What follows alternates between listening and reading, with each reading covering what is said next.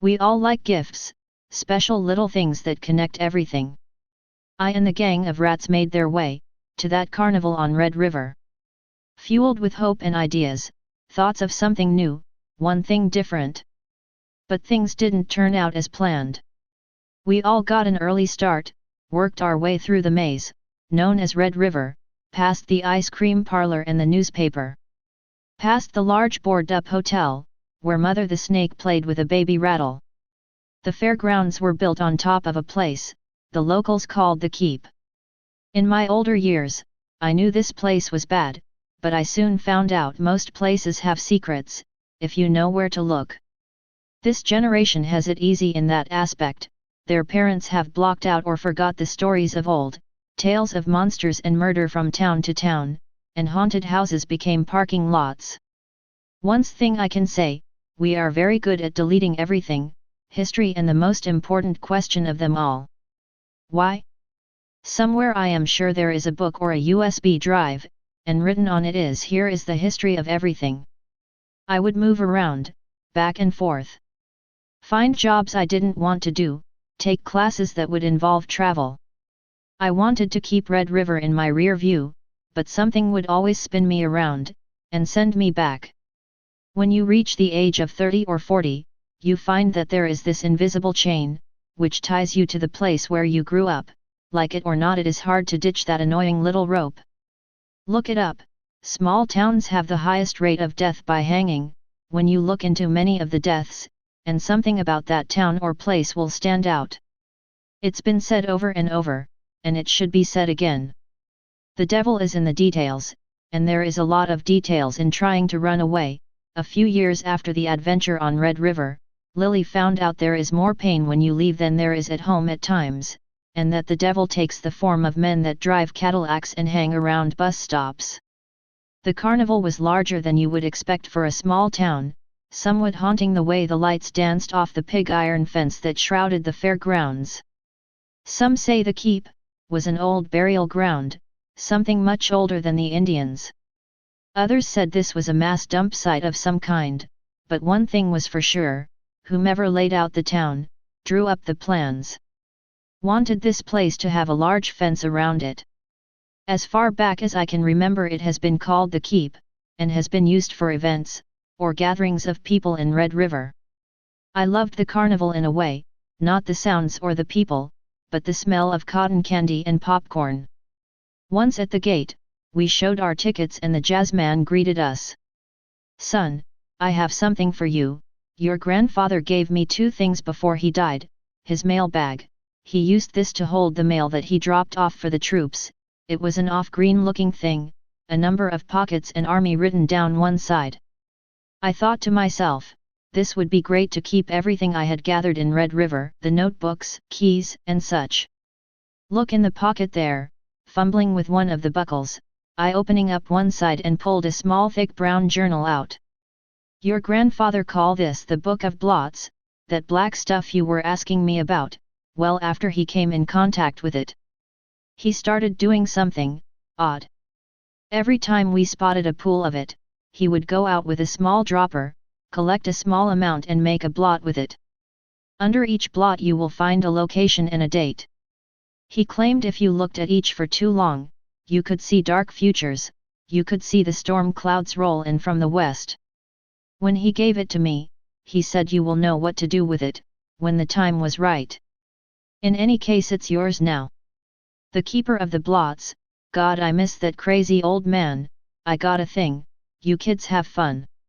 Saying that he took off in another direction, and we didn't see him anymore after that night.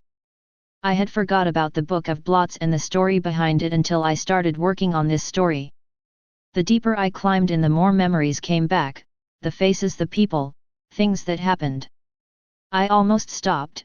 I felt the world is already filled with a basket of crazy, but then I thought maybe this is why. Whom am I, dear reader, to decide what you need to know. Maybe in some small way this will become a memory and help you in your journey of life. The Book of Blots was just another part of the guidebook of crazy. It did come in handy down the line, and I don't understand why I had forgot about it until now. Strangely, it has taken me 3 days to answer this question, and I can't. As I said, the fun house of a place filled with toys you could win and rides you could kill yourself on that mazed back and forth over the keep. They had everything you had come to expect of a small town, and a large one for that matter, and many other things. Our little group's main goal was to reach the end of the maze, visit every booth and attraction. I was worried about riding some of the rides. After all, this was my first fair, carnival, or whatever you would call it. In a way, a good way, it was filled with different things. Everyone here was strange, like us. Converted and lost by the sea of crazy. The only difference between us and many of the people here, they were hiding from society and have decided to keep their masked on every day.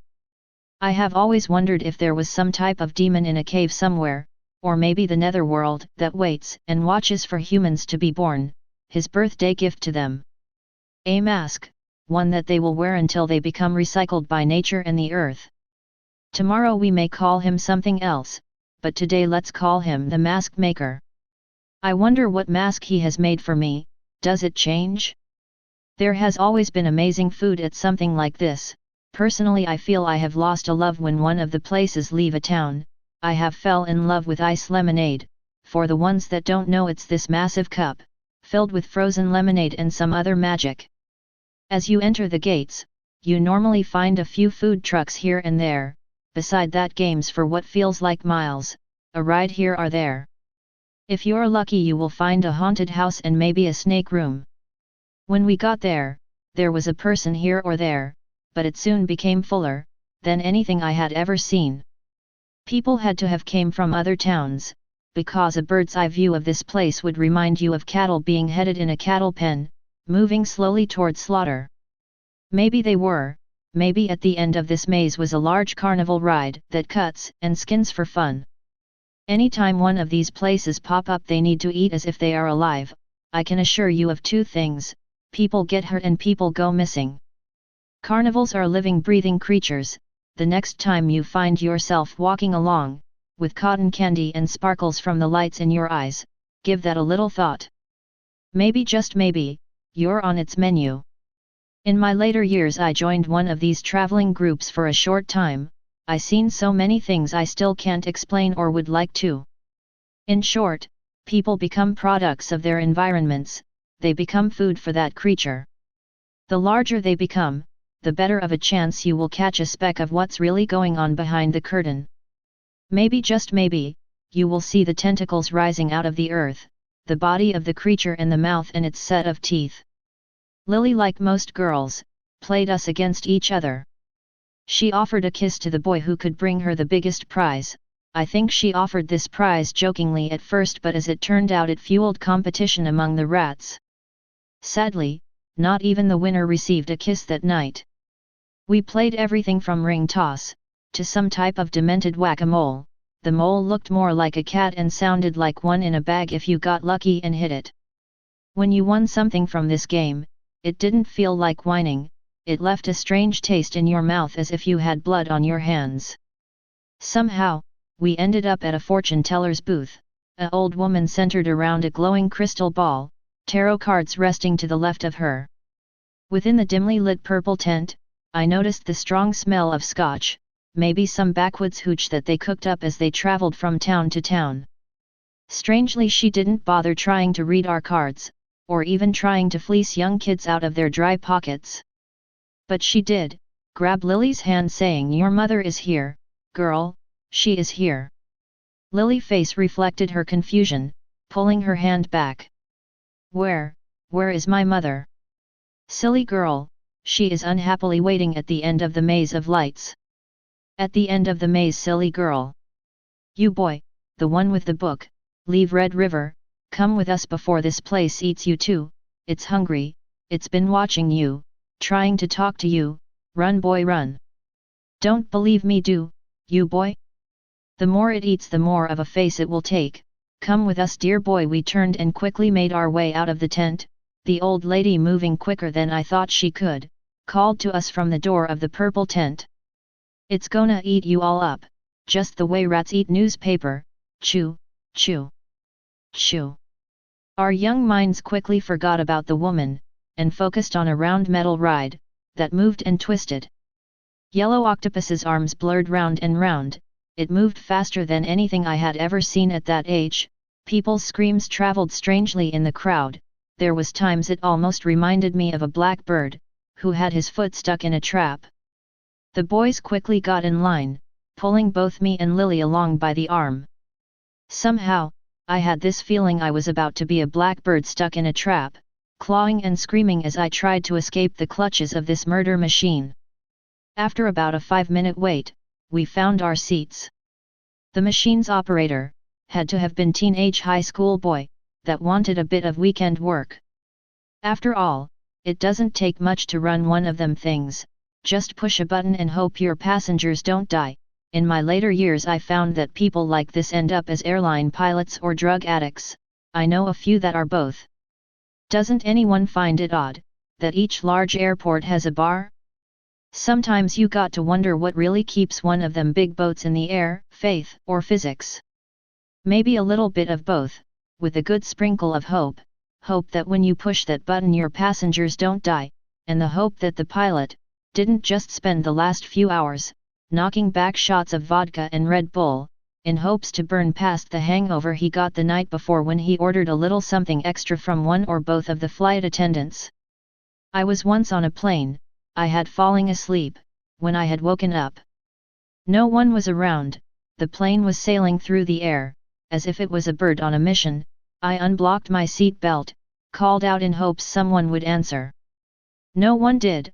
I made my way toward the plane's cockpit, and banged on the door. The door swung open. No one was there. Radios were making sounds. The stick was moving back and forth. I jumped in the pilot's seat in hopes I would know what to do, telling myself I play video games, how hard can this be? In the CO pilot's seat was a logbook. I grabbed it in hopes there would be some information in there, something to tell me what to do. Blanche white pages stared back at me, little black blobs made dots for page numbers. 2 or 3 pages in, was a note: "Don't take the flight S.J." Then I woke up. Yes, this was a dream. But later that day I received a call from my publisher. They wanted me to cover some convention in Sweden. Not thinking I agreed, they mailed me my boarding pass and my ticket. Events happened and I didn't make the plane. I tried, car broke down, cab was late, anything that could happen did. I did end up at the bar at the airport, but I never made it on that plane. About a week later, the same plane was shot down in Russia. I guess it's a good thing I didn't take that flight. The wild carnival rides swung us back and forth. Toward the middle of the ride Lily pointed and tapped me on the arm. Somehow she spotted her mother in the crowd of flesh, moving, twisting and rubbing over each other. It's no wonder why so many people get pickpocketed at places like this. The lights and wonders could distract the best of us. After all, it's a large pinball machine and we are the balls. A world of muty balls bouncing here and there, with the fear of being popped in the head with a flipper. I wondered how she could have picked her mother out of this sea of creatures. When asked, she just said I knew, since the fortune teller said she was at the end of the maze. I had been looking, hoping. I am sure I saw her face looking back at me. The ride ended. I didn't die apparently, but I felt as I had. I had no plans on getting on another one anytime soon. Somehow we ended up with cotton candy, which didn't make me as happy as I hoped. I was still sick from the twisted metal beast, that fueled fear in this young boy's eyes.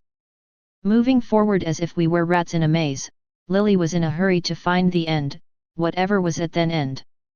People's voices seemed to fade in and out. I felt that something was setting on my shoulders. This is when I saw him, the Ragman with his large Rottweiler named Sam. Something was different. He was part of the show, taking rags and lighting them on fire and crunching them with his hands. As the smoke rose from his fingers, there were no burns as he showed the crowd that had gathered before him. Sam must have been trained, having the Ragman's hat in his mouth, he would go from person to person when they offered money for the show. This in itself was worth a bit of coin, but I still feared both him and the dog. I knew there was much more than meets the eye with them. Silly games and tricks could fool most, but I have learned fear can make you see things clearly. One of the people watching the Ragman said something as she passed me. He must have the devil on one shoulder and God on the other. I remember thinking, yep, and Sam is his hell beast. Lily pulled me along. We have reached the end of this madness. A large Wild West haunted house stared back at us. Along the top was written House of the Rising Sun. To my amazement, no one was in line for this ride. A greasy-looking old man, with a long grey pelt, that looked like it had been glued onto his face, touched his round belly, motioned for us to come up. Hesitant at first, but we made our way, the courageous ones. Once again we each found our seats, as the Santa Claus from hell or some other underground pit where they happily enslave kids like us, pushed the button and took a swig from a bottle beside the controls. The haunted house came alive, the track let up and the boxcars began to shake. The greasy old man laughed. I guess he noticed how I moved and twitched in my seat beside Lily. And then he said, "Let's add a little music to this fire." Over the loudspeakers I heard a old song, one that I knew, Ghost Riders in the Sky, funneled throughout the house, mixed with echoes of screams and other horrors, maybe even a ghost or a person of the last victim this ride took. Maybe the old man tied them up and made the part of the attraction. You hear about places like this, roach motels for people, you check in and don't check out. The horrors that await some of us in our journey of life. Something like this would be the perfect place to snatch and bag a person, cart them off into human trafficking or slavery or worse, organs for the rich and famous. The ride started to move. As we passed the conductor, he smiled and grinned as if he knew something we didn't. Lily looked everywhere for her mother, expecting to see her tied up or hanging from a part of the ride. Toward the end of the freak show, the ride slowed to a crawl. She spotted something, hopping out. She said, "That's my mother's bag," a pink purse laid beside fake cobwebs and some old boxes. She quickly dumped the contents out onto the dirty floor, and there was a wad of cash, her mother's identification, some makeup. Lily quickly gathered up her mother's belongings, and ran along the tracks. We followed close behind her. She had planned to question the old man. But no one was there. The ride has yellow tape along the front that said closed for repairs. We spent the rest of the night, going from booth to booth, ride to ride in search of the old man or the owner. When we just had reached the ticket booth, a dwarf about 4 foot tall pulled on my shirt. As I looked down, he said, "I hear you're looking for me." Lily explained her mother was missing, what the fortune teller had said, and the old man at the ride.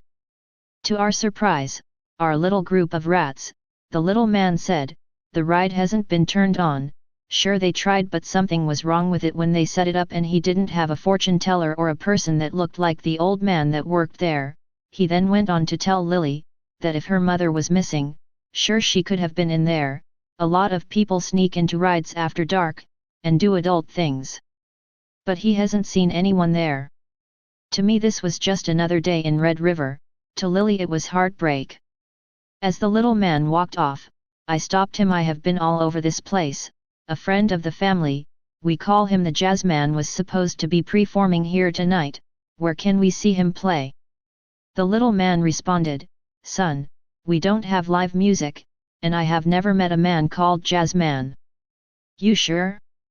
I met him at the gate this evening." "You kids on drugs? Seeing people, things that are not there?" "No sir, it's just this town."